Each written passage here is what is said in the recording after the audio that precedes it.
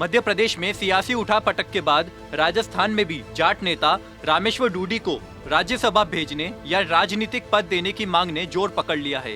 डूडी की अनदेखी के चलते यहाँ भी बगावत हो सकती है। प्रदेश में किसान और जाट नेता रामेश्वर डूडी की लंबे समय से अनदेखी हो रही है। आलाकमान का ध्यान आकर्षित करने के लिए प्रदेश में #डूडी फॉर राजस्थान नाम से कैंपेन चलाया जा रहा है। जानिए पॉलिटिक्स की खास रिपोर्ट।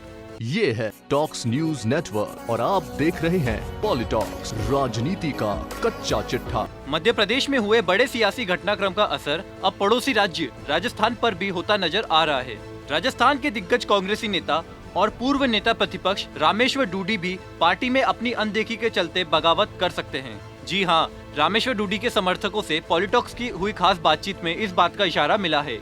दरअसल रामेश्वर डूडी के समर्थकों ने डूडी को राज्यसभा टिकट या प्रदेश में होने वाली राजनीतिक नियुक्तियों में सम्मानित पद मिले, इसके लिए सोशल मीडिया पर एक कैंपेन चलाया है। रामेश्वर डूडी के समर्थकों ने ट्विटर पर कांग्रेस आलाकमान का ध्यान आकर्षित करने के लिए #डूडी फॉर राजस्थान के साथ कैंपेन चलाया है। इसी के चलते खुद रामेश्वर डूडी पिछले 10 से 12 दिन से दिल्ली में डेरा डाले हुए हैं और पार्टी नेताओं से संपर्क साध रहे हैं। बता दे, प्रदेश में दिग्गज जाट और किसान नेता की छवि रखने वाले रामेश्वर डूडी ने पिछली वसुंधरा सरकार के समय, जबकि राजस्थान में कांग्रेस के महज 22 विधायक थे, तब नेता प्रतिपक्ष रहते डूडी ने प्रदेश अध्यक्ष सचिन पायलट के साथ कई मुद्दों पर सड़क से लेकर सदन तक सरकार को कई बार घेरा और संघर्ष किया। उसके बाद 2018 के विधानसभा चुनाव में रामेश्वर डूडी अपनी सीट नहीं बचा पाए और हार का सामना करना पड़ा। इसके बाद रामेश्वर डूडी ने प्रदेश में अपनी सरकार होने के विश्वास के चलते मुख्यमंत्री अशोक गहलोत की आज्ञा लेकर राजस्थान क्रिकेट एसोसिएशन के अध्यक्ष पद का चुनाव लड़ने का निर्णय लिया। इसी के बीच सीएम गहलोत के पुत्र वैभव गहलोत के चुनाव के मैदान में आने से डूडी के मसूंबों पर पानी फिर गया।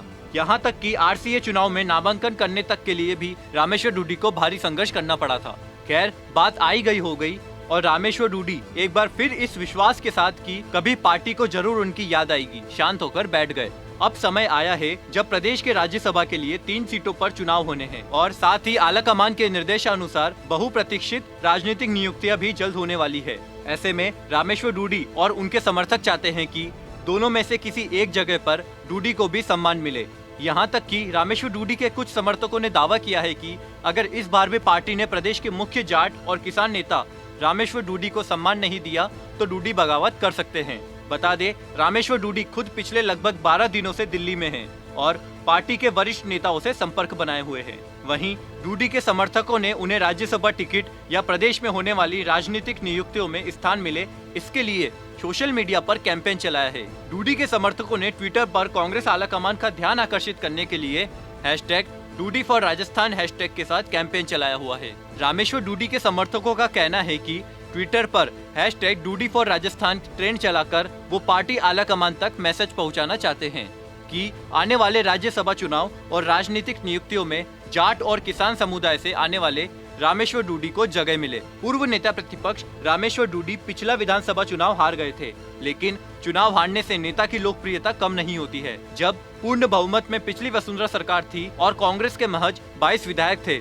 उस समय नेता प्रतिपक्ष रामेश्वर डूडी ने सदन में बीजेपी की जन विरोधी नीतियों के खिलाफ जोर शोर से आवाज उठाई।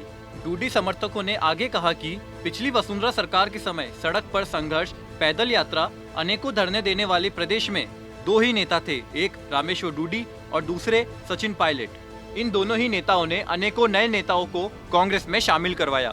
पिछली वसुंधरा सरकार के समय जितने भी उपचुनाव प्रदेश में हुए, सचिन पायलट और रामेश्वर डूडी राजनीतिक अनुभव के चलते सभी उम्मीदवारों ने चुनाव में जीत हासिल की। समर्थकों का कहना है कि रामेश्वर डूडी ने आम किसान काम को कांग्रेस से जोड़ा और अपने दम पर बीकानेर में राहुल गांधी की ऐतिहासिक रैली करवाई, जिसमें लगभग 5 लाख लोग शामिल हुए।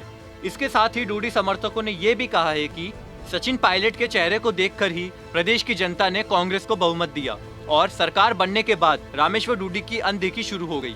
यह अनदेखी आगामी चुनाव में पार्टी को बहुत भारी पड़ेगी।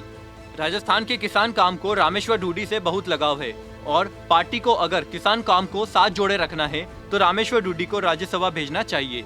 वहीं रामेश्वर डूडी बागी होंगे या नहीं, इस सवाल पर समर्थकों का कहना है कि ये तो आने वाला समय ही बताएगा। पॉलिटॉक्स ब्यूरो, जयपुर। ये है टॉक्स न्यूज नेटवर्क और आप देख रहे हैं पॉलिटॉक्स, राजनीति का कच्चा चिट्ठा।